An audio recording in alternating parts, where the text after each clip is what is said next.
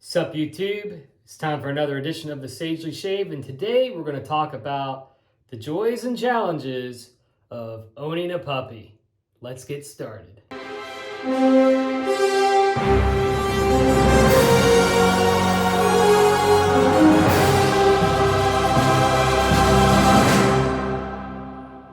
All right, welcome back. So let's get started. So I've already got everything preheated. I've got my Henson shaving AL13 mild with a Gillette silver blue blade in it. That is 3 days old, still good. Today we're going to be shaving with a combination because it is going to be a scorcher out there, and I got a 4th of July party to go to. We're going to do some Sterling iced pineapple in combination with some boat drinks. Nice festive scent together. When mixed together, I'll be using my super cool new shaving bowl. Oh yeah, probably got a little too much soap in there. That's okay. Let's get lathering. It's probably going to be a good lather too. Just mix it all together. Oh yeah, smells like pineapple rum drinks up in here. So let's get started and talk about topic of the day: owning a puppy. So, unfortunately, about 6 weeks ago, we lost our 15-year-old black lab, Lucy. I loved her to death. She was wonderful, just a wonderful animal, empathetic, just a ball to be with. And we had her as like an older puppy, and she did puppy things, but I've never really raised a puppy from like almost the very beginning. And so we made the decision to go to a breeder and actually get a real full-bred puppy, chocolate lab, from a American Kennel Club registered breeder. Now, most of my dogs have been Rudy, either a mutt picked up from the pound or a rescue Rudy, dog. Right? We are rescue failures, as they call foster failures. We used to foster enjoy Labrador Retrievers for the Save a Lab Battle! Foundation a while back. So this is the first time we'd ever actually purchased a dog from a breeder. And so we didn't go to the puppy store. We actually went to an actual breeder out in the middle of nowhere and bought this dog.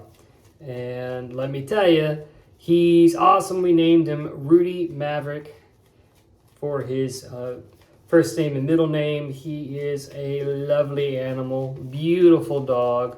But there are some cons that come with puppy ownership. All right, we got a nice lather going here.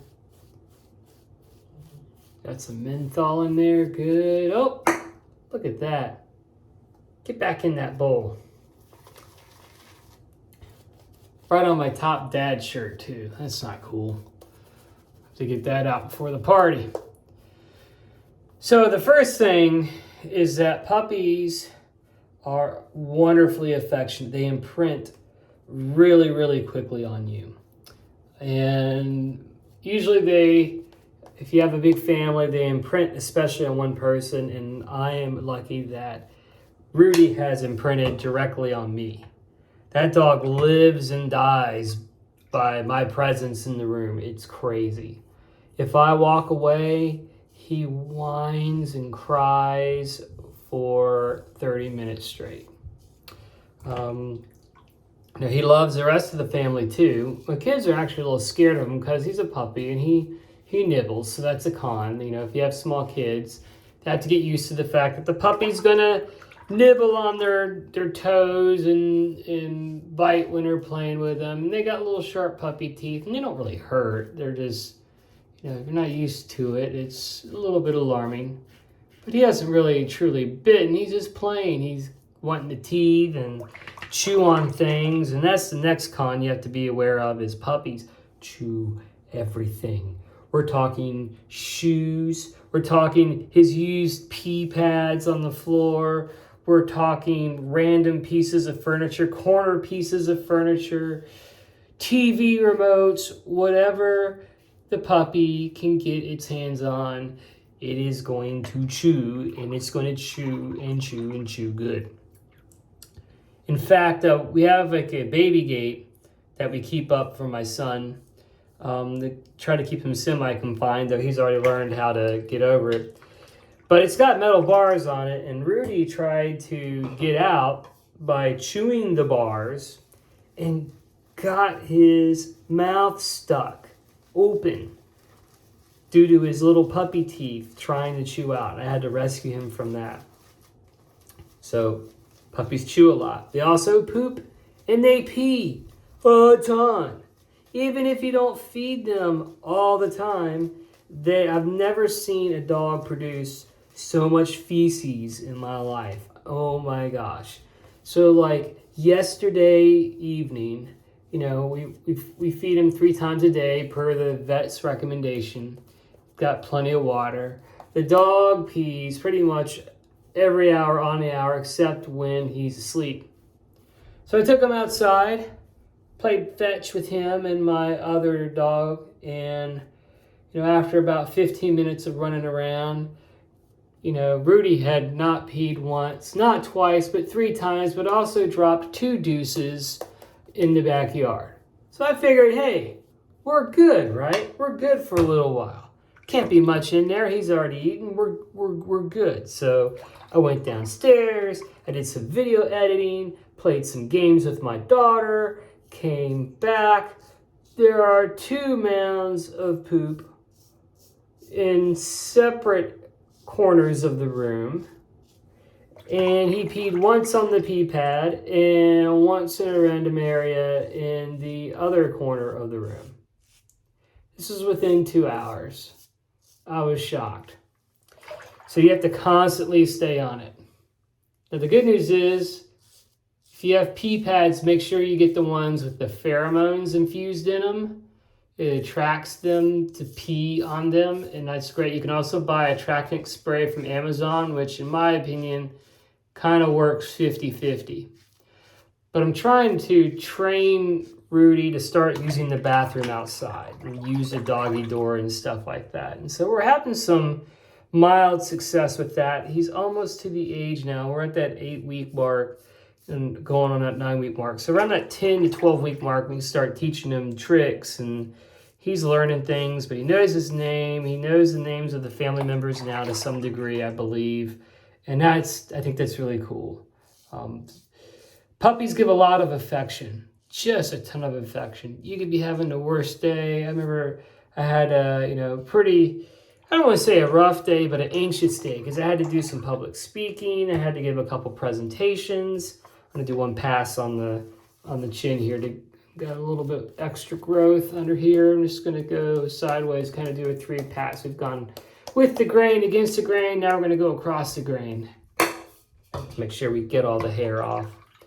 But man, those little puppy nuzzles, when they fall asleep on your lap, those little puppy kisses, that puppy breath, man, feels good. And it just triggers like this cascade of feel-good endorphins, these hormones in your brain whenever the puppy nuzzles up against you.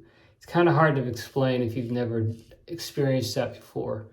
But I absolutely recommend owning a puppy.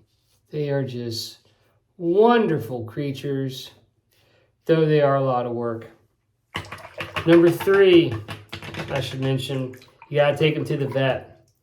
And some vets offer a pet package. It's like an extended warranty on your puppy, so you have as many visits as possible. That may or may not be worth it to you. It depends on how good you are at keeping up with your dog, but they gotta have immunizations, you have to pay for licensing, all these other stuff. And of course, pet toys. You gotta have a lot of pet toys.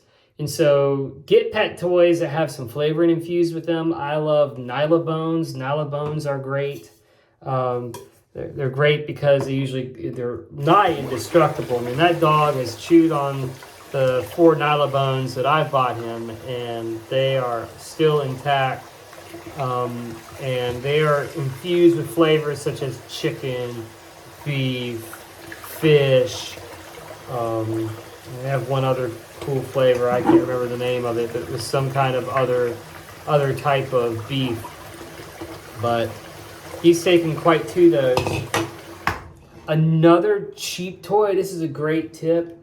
If you want something cheap, go buy a 12-pack of the small water bottles and drink them all, and then give them, take the cap off, scrunch it up, and then give it to your puppy. Oh my gosh, for some reason, puppies, and I've seen this with all puppies, not just my own, they just go crazy over just having that crinkle sound of the plastic bottles. I mean, it's just nuts. He will play with that thing for hours.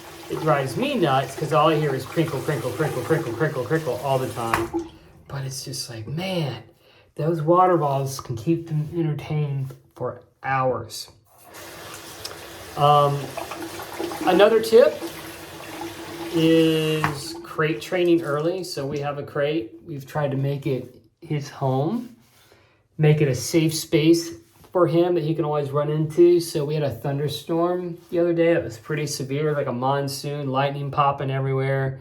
And he did well. My older dog, like, cowers in the closet. That's the only thing she is afraid of. Like, Rosie's afraid of storms and fireworks. That's it. Two things. Not afraid of people. She's like impervious to pain. It's crazy. Rudy does fine with loud noises, except the storm. And the storm was a little scary for him. He went straight into his crate, got under the little blankets in there, and he was cool. He was off dreaming in puppy land. All right, we're gonna do some Allen blocks since we, especially on the neck here, he's got a little bit of irritation. See, I got a little nick right there. Didn't hurt, but I can see it. Oh yeah, I can feel that sting. Ooh, big sting. Yup, I'm alive.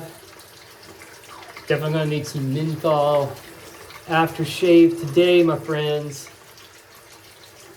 And so the last thing I'm gonna bring up, and this can be a pro or a con depending on if you're a morning person or not.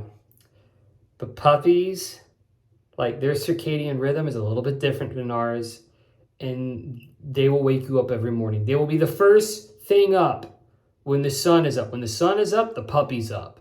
That's just how it is. And so my little dog just he's cute, but he has the shrillest little puppy bark. And I don't care where you are in the house. I'm upstairs, sleeping in my bed, nice and cozy. Doors are closed. I've got insulation in between the floors. Dog's on the opposite side, one floor down.